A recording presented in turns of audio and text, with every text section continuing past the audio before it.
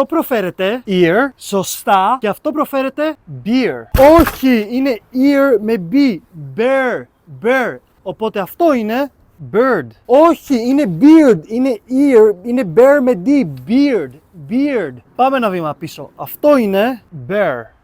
Σωστά, οπότε αυτό είναι fair. Όχι, είναι fair, είναι ear με φου.